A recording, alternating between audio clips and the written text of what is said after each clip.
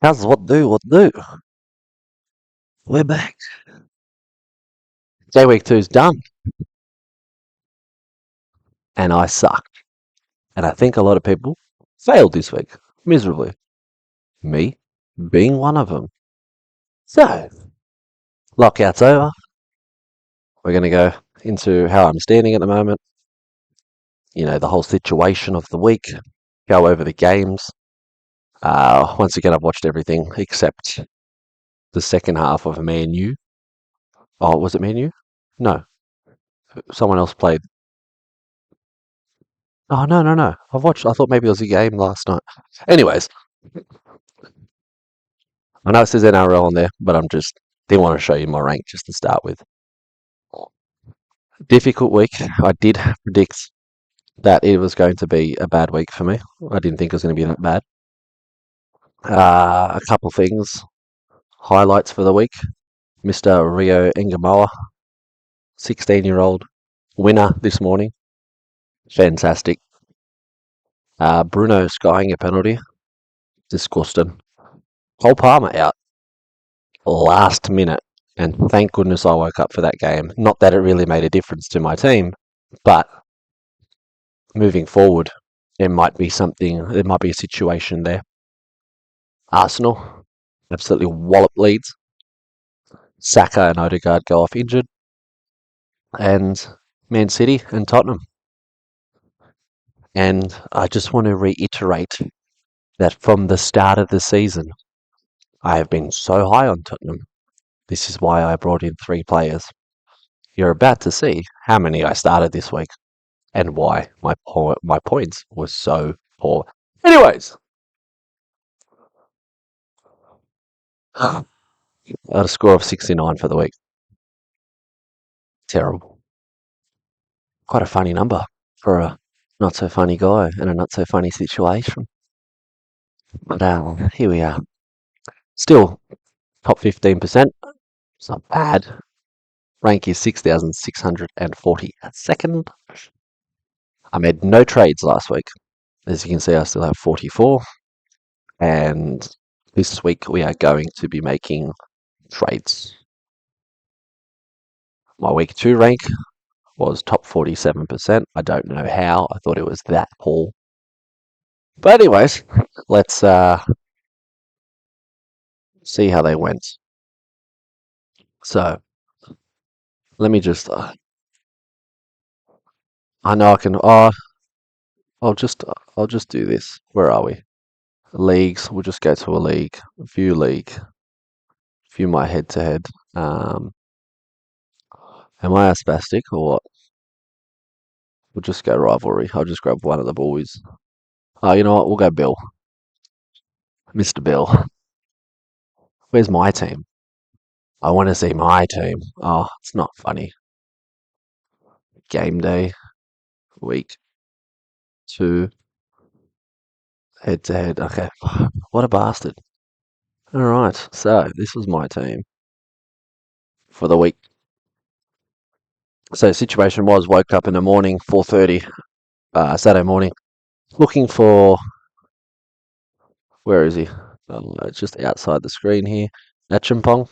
Was looking at him and seeing if he was going to play or start. He didn't. Subbed him off. Put on Mr. Joof, and he got an assist straight away. I was pretty happy about that. I thought, here we go.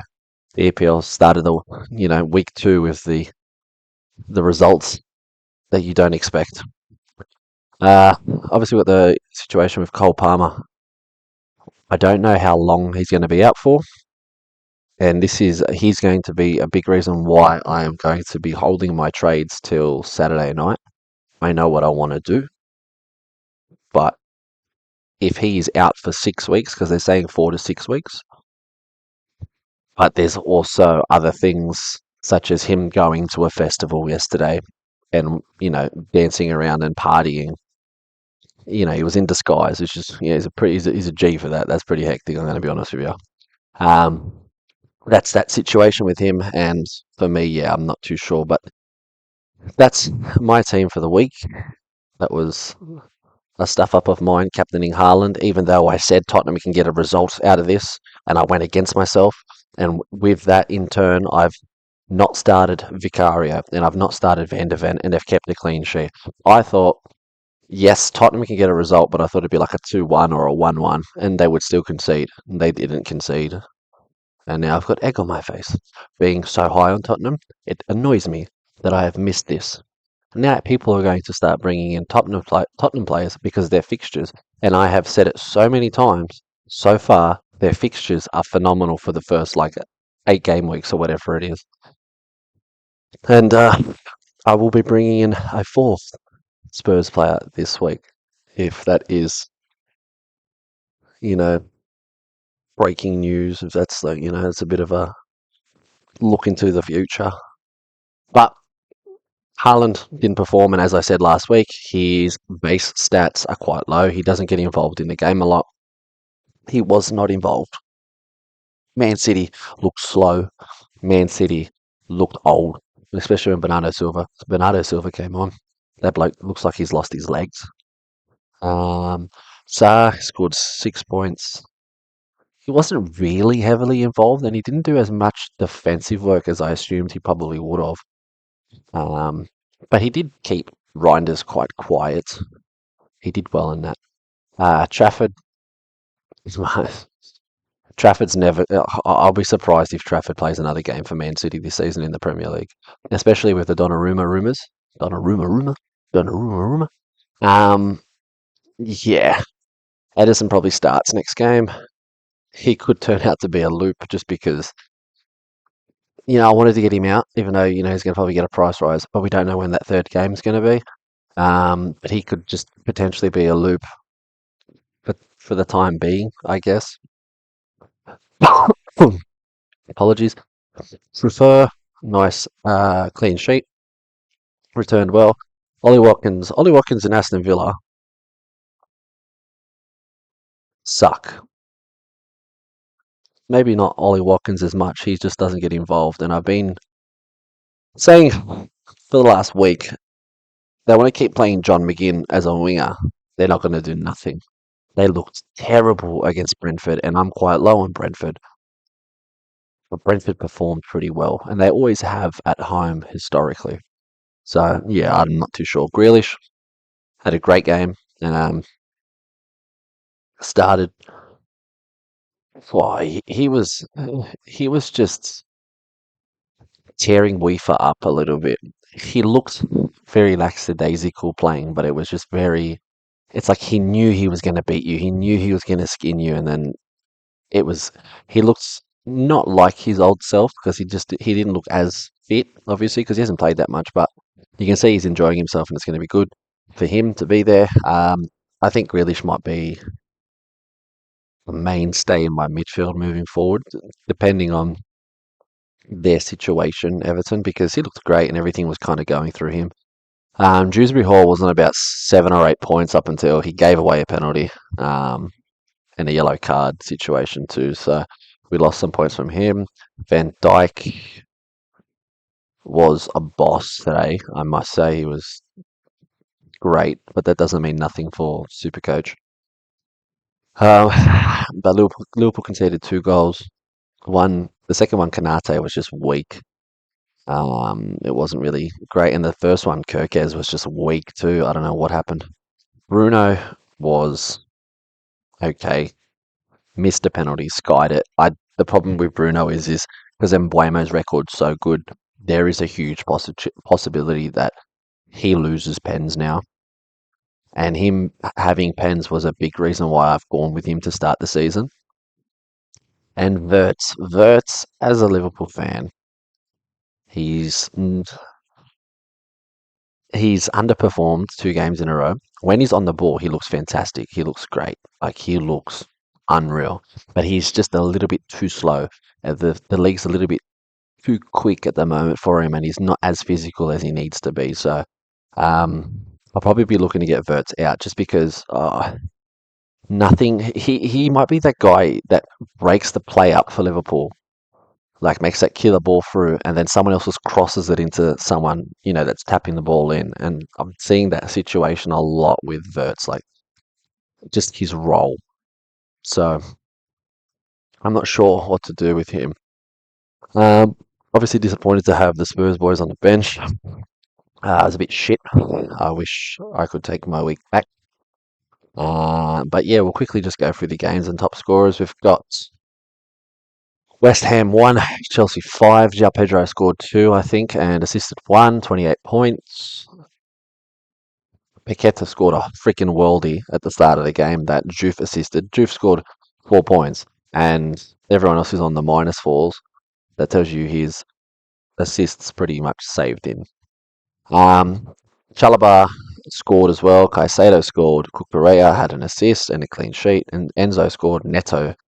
I don't remember what did Neto do. Did he have? He had one assist, I believe. Pedro Neto, one assist. No, one goal. Oh, okay. One shot on target. Okay. Estevao, he had an assist. He did pretty well. I liked Estevao. He was a last minute inclusion for Parma. One thing of note from this game, when Liam Delap is playing up front for Chelsea, they look better out of the two games so far. He is just a nuisance up front and he holds the ball up well, which allows the attackers to bombard the front like the forward runs. Um, so when he's playing, I'd get excited for a Chelsea game.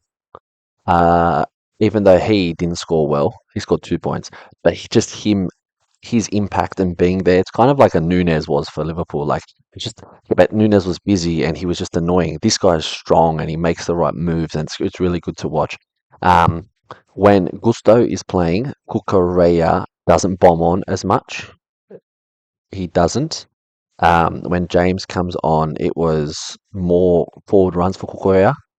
Um, who are Juve?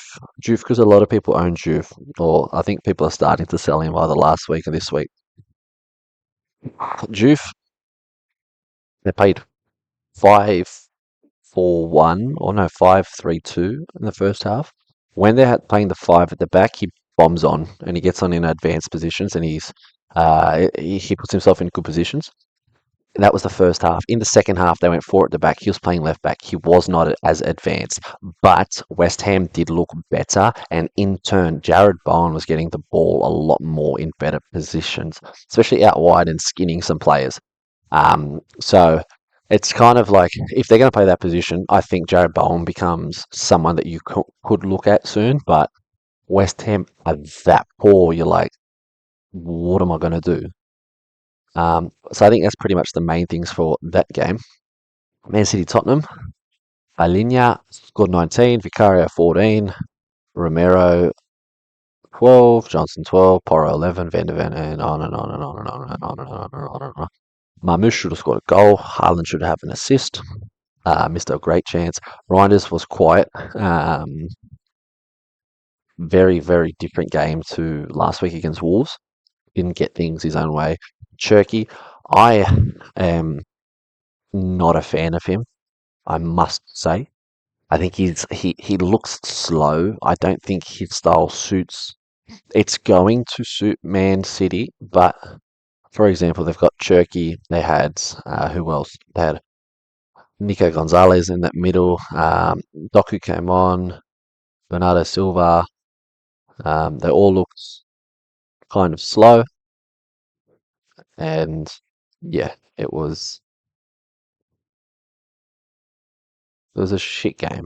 Like for Man City, they just look slow. Oscar Bob's not fast, and he beats a player, but he hasn't got that pace to go past. And I think that's what they were lacking. Doku came on, and he's got the pace, he's got the skill, but his end product's pretty terrible. Um, a lot of their stuff this season is going to come from Rodri coming back, and I think Reinders bombing on in the midfield and just commanding that midfield. Trafford was at fault for the second goal. Um, yeah, Richarlison scored 9. He got an assist. I think he got a yellow card as well, if I can remember. Yes, he did. Which put his price back down, but he's going to have a nice price rise next week. Bournemouth Wolves, Tavernier scored in the first half, and then Wolves got sent down to 10 men. Agbadu would put in a couple of big defensive contributions. Yeah, he had a couple of clearances, aerial drills, tackles, block shots. I remember watching that game thinking, geez, he's throwing his body around a little bit. Um, so it's all going on in here. Um, I got to start doing these back in my room. Just too much noises. Um, yeah, wasn't a very busy game. Only the one goal. Semenya did well as well. Again, another assist. Well, he had 2 goals last game, and he has an assist this game. Very much the focal point of that attack. Someone I might look at down the road. There's one person I want to look at in my team very soon. I mentioned it in the Discord. Stenga Waitara. The guy is playing as a winger or a striker at times, and he's a mid in the game. The guy did well at Bournemouth. He looked fantastic on the weekend. 2 shots on target. He gets the clean sheets as well. Defensive contributions. He had 2 tackles, a clearance, air duels 1. Um, yeah, so he's someone that I want to look at. But Aston Villa are poor. They are poor, like very, very poor, in my opinion. I can't stand this bloke. Like, I can't stand looking at him on the field. He's slow. Like, he's a meathead. And they need a winger, but I think I mentioned in the last video, Marlon doesn't seem to be trusted by Emery. Don't know what's going on. This guy makes a huge difference, I think, to any team he plays for because obviously being a Liverpool fan, I know a lot about him. He's just how vocal he is on the field and he just commands people to be in the right positions at all times. I think he's great for them, but I don't think there's much else to talk about in that game. Burnley Sunderland. Obviously, after last week, I think everyone was expecting a Sunderland win. Ballard went off injured like 6 minutes into the game. So, for all the people who, had to burn their trade last week and for some reason, um, used their trade on him, I did say don't trade. Like, you don't need to. You had another free week of information, and now you got the information that he is injured. I don't know how severe it is at the moment, but so yeah. Cullen, nice cheapy option for a good price rise, I think. Who else? There wasn't really much of note in this game. Arsenal, Timber with 45, which is crazy. 2 goals and an assist. I thought Ballard's score will be hard to beat for a while, and then next week it goes off. If you've picked Timber, if you've picked Timber, tell me, like, it is the easiest way of telling me that you do not watch this game, like EPL. There is no way you're picking Timber in your side. No way. With the amount of defenders that he is contending with Ben White, Calafiori can play there as well. Then you've got him. You've got bloody their whole defense is it's packed. This Mosquera can play there if needed. Miles Lewis Skelly. He's contending with Calafiori, but Calafiori's now got 2 assists this week. I think he scored 20 something last week. So yeah, he's in for a nice price rise. I think he's probably going to be the most traded player in this week. Gyökeres 2 goals. Saka came off with an injury, as did Odegaard, and that's going to put them out for a couple of weeks, especially Saka. I think Saka's gone for 4 minimum. Defense holds up. Obviously, look at their clearances and whatnot. They've made 1 interception, 1 block shot, 1 clearance, 1 aerial duel, 1. So they didn't really do much in defense. They didn't need to. I didn't want to press X there. Munoz got an assist. Sarr scored a goal. Lacroix has got 8 points solely off his defensive work rate. Lacroix is someone that's going to get you nice stats week in, week out with all the defensive stuff he does. He's an option down the way if you want consistent points. Hudson-Odoi goal, Endoi assist, Anderson scored 6. There's not much here. Crystal Palace probably had the better chances. I had a list on my phone, which I might be able to bring up. I wrote them all down on the Saturday's game, but I don't believe I've. No, I did save it. Okay, cool. So for this game, I'll go through them all in a sec, the ones on Saturday. But um, Crystal Palace expected goals was 1.1 versus 0.93. Two big chances versus two big chances. And Lacroix had the most defensive contributions. So, yeah, 1-1 draw. I'd like to go back and see my predictions on the games from my last video. Pickford saved the pen. Grealish 2 assists. Minter looks good for Brighton. He's probably the guy that they go through the most. Um, I wish he was cheaper. Uh, Brighton had the bigger chances, especially Welbeck in the first half. There was a situation where I think Minter beat his player, cut the ball back. It was dead set 6 yard box, and Welbeck only had the keeper to beat. And he could have stopped it and finished it, but he went to do it first time, and it was slightly behind him, and he's hit it straight over the crossbar. So I think that went down as like a 0.89 or whatever it was. It was something stupid. And Garner scored a goal and had I think, the most defensive contributions. He had, yes, 17 defensive contributions, which is, obviously including aerial duels, clearances, all that stuff. And, you got your 0.2s, yada, yada. Tarkowski was nice. I liked watching him win the headers. Like, he's very involved, did very well. Baliba came off injured, I'm pretty sure. I'm pretty sure he came off injured. I'm trying to remember what minute it was, or did they just sub him off because they were losing the game? Mitomo had a nice chance first half, had a volley go over the crossbar, and Welbeck -4. Yeah, Welbeck. Ruta didn't play, and I wouldn't be going with Welbeck in that team anyways, moving forward. My nose is so itchy. Yeah, but it's good to see for the Grealish owners like myself. I was very high. I did say Grealish would be the best cheapy option at the start of the year, and it's good that he has been watching my videos and he goes, you know what, brother, I'm gonna help you out. We're gonna get some points for you. And if you sold him last week, brother, what are you doing? You sell him after coming off the bench for 15 minutes? Are you kidding me, brother? Please. Fuller Man U. Um, oh, my nose has just picked up. Bruno missed a pen, got 1 point. Suck for me. A couple minuses. Josh King had a couple chance. Like, he had one chance that was actually a decent one. Castagna was playing like left wing.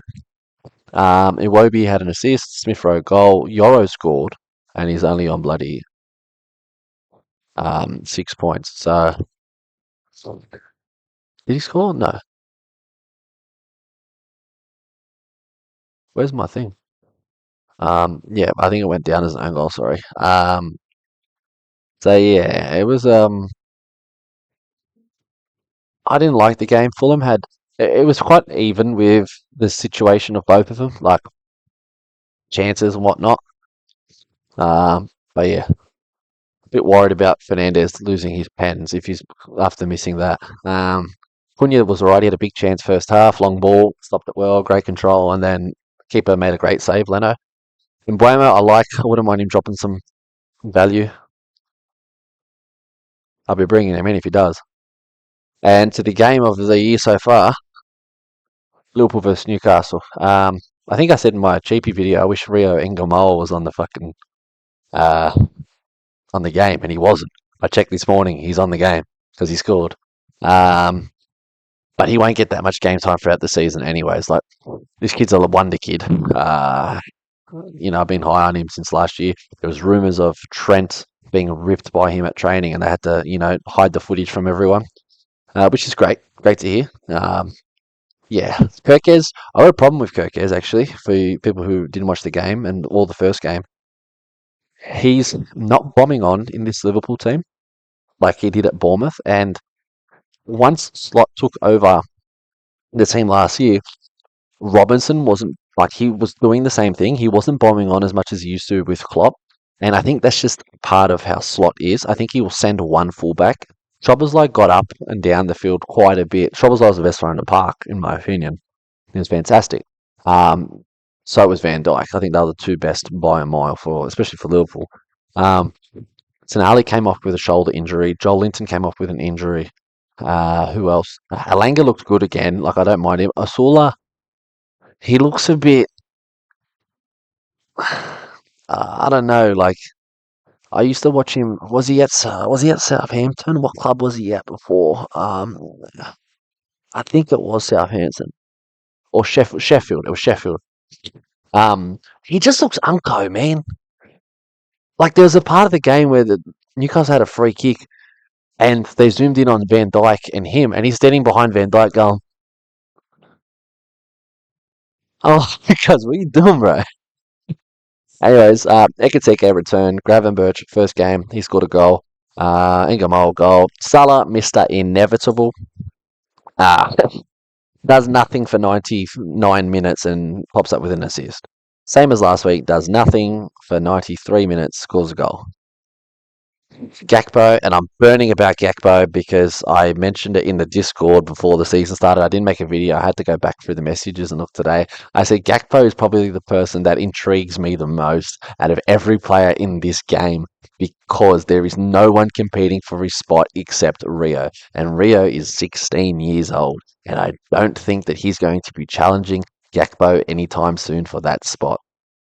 If you haven't watched this game, or if you didn't watch this game this morning, don't watch the highlights. Watch the whole game. Fantastic game. I'm happy my boys got the result. Obviously, it was great. Very happy with that. You know, 2 wins, and they've Liverpool's looked far from convincing, and they're winning games, and that's the greatest sign that you can have for a team that's this early in the season and that were champions. That is a sign of a champion team. I think Liverpool aren't champion team this year. I don't think they're the best at the moment. I think there's a lot going on there. I think they need to keep buying. Liverpool are only 1 or 2 injuries away from a problem. Salah goes to AFCON, in about what 4 months time or 3 months time or whatever it is. So I don't know. Anyways, my team trade options. Obviously, this is the whole situation at the moment. What am I going to do? I will I will go through the situation. We can go.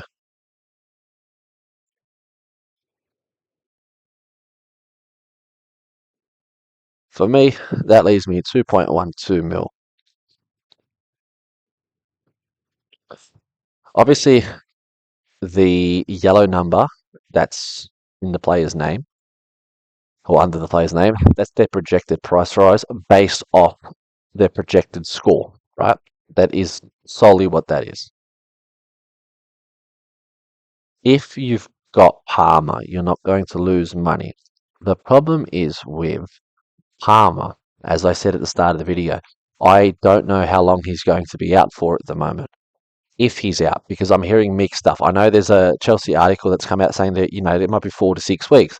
And then there's more saying, oh, it needs to be, we need to gather information after a scan. And then he's partying at the freaking Knots Festival or whatever it was, dressed up in a disguise, and he's walking around, and there's videos of him, running across the road and stuff like that. So I don't know what's going on. Do not forget about Ballard. He got injured, yes. But if his injuries for a while, a move that you should be looking at is one of these defenders that you've got if you don't have Ballard, and if he's out, say he's out 8 weeks, one of these defenders, it might be Truffert. In 6 game weeks time, he might rise a little bit in price. You sack him and bring in Ballard. There's going to be a situation where you've got to go, I'm going to take the gamble that he's back this week. This is what I try to say to everyone: withhold your trades till the end of the week. Wait till the first lineup is announced. Wait till the team information before the games is released. Okay? If Palmer is out, I am going to be trading Palmer and making my way to a different premium. I will probably go from Palmer to Reinders. So in my head right now, I want to go the players that I'm focused on. Palmer to Reinders. I want to go Drewsbury Hall to Rodri. Um, Bruno, I'm a little bit worried about, but also I'm not. I am like my problem is who the hell else are we going to put into this freaking midfield in this game? Are you serious? Like if I wouldn't mind sacking Bruno, but he's on like free kicks and stuff, so it's a bit of a tricky situation. I, I want to go Bruno. Rodri scored 5 points off like 10 minutes on the weekend. Like the guy's going to be a points machine. I want Rodri in my team. He's played one game so far, so we've got 2 extra weeks to bring him in. Because, well, no, we've only got this week and next week. We've got to bring him in before next week, before a price rise or whatever. If I go and get rid of Palmer, as I said, he as a premium will end up being someone else. And hopefully by the time I can get close to him being back, I can have enough money to upgrade to him potentially. And the premium is going to be someone that's in this position. I will sack there and build here. There's a point, there might be a possibility that later on, if he goes well the next couple of weeks and Palmer's out, I might upgrade him to Palmer eventually, whilst they get the man that I want here. But yeah, as I said, hold your trades till you get the information on the weekend, especially because Chelsea plays first, so you'll get info on him first. Then I'll leave myself and the hour before kickoff to know, okay, who am I going to bring in? I'll obviously have all the scenarios in my head on what I want to do, and definitely, I just throw them out there in the Discord, and I kind of talk to myself. But I'm a person that likes to take risks, and I'm not I'm not afraid to make some bold moves early and take some gambles early. So I want to see how I go with the news because there's probably 2 players I want up front. Well, inevitably, I'm going to be upgrading both Watkins and Richarlison. My tactic is to fill out my front three as my 3 premiums first. Like, I can tell you that right now. I don't really give a shit about my defense because everyone's conceding. You're getting random blokes like Timber scoring 45 points. Are you kidding me? It's not random, and he does pop up here and there, yeah, but like, how many people own him? How many? 0.8%, 342 teams. Are you kidding me? Calafiori is going to go up to about 20%, or maybe 30% this week. Who knows? But yeah, he's going to go up.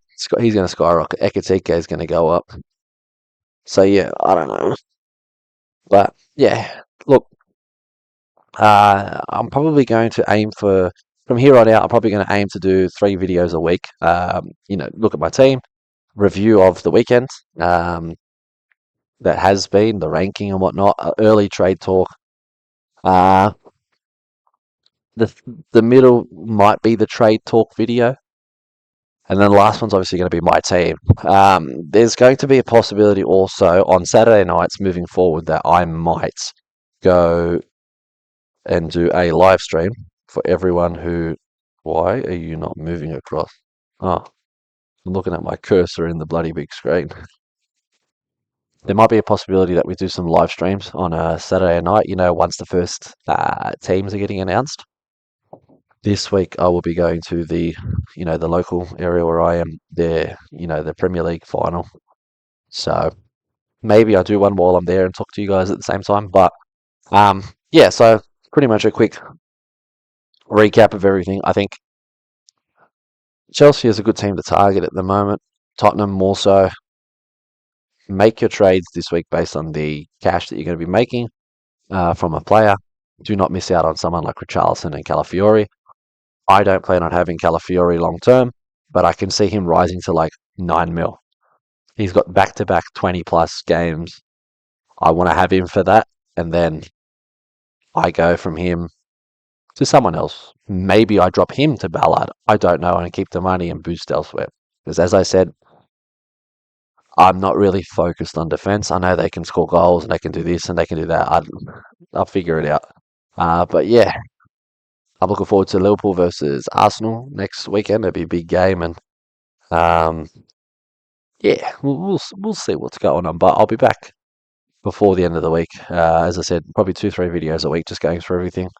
Next video, I'll go through my EPL team, my FPL team. It went shocking again this week. As I said, I'm not really putting too much thought into it. I'm more focused on this, and a bit disappointing to go this bad. But I did predict it. I did say if there was ever a week, it's going to be this week. I know my fixtures line up and the situation I was in and the players in my team. It wasn't going to be good, but yeah, I did have the VC on Palmer initially, and then woke up, changed it to, and I know it says that, but it was just I was always going to captain him. So I'm happy I didn't end up captaining him or him. Like probably scored better if I captained him. I would have, not 2 points difference. But yeah, until then, I guess I'll catch you all in a day or two, and we can talk about whatever you want. But yeah, let me know if you want me to live stream something on a Saturday night every weekend. Before the game, the hour and a half before kickoff. I'm keen to do that. I can probably leave last minute questions for you guys. And yeah, we can just see how we go. But I will chat to you later.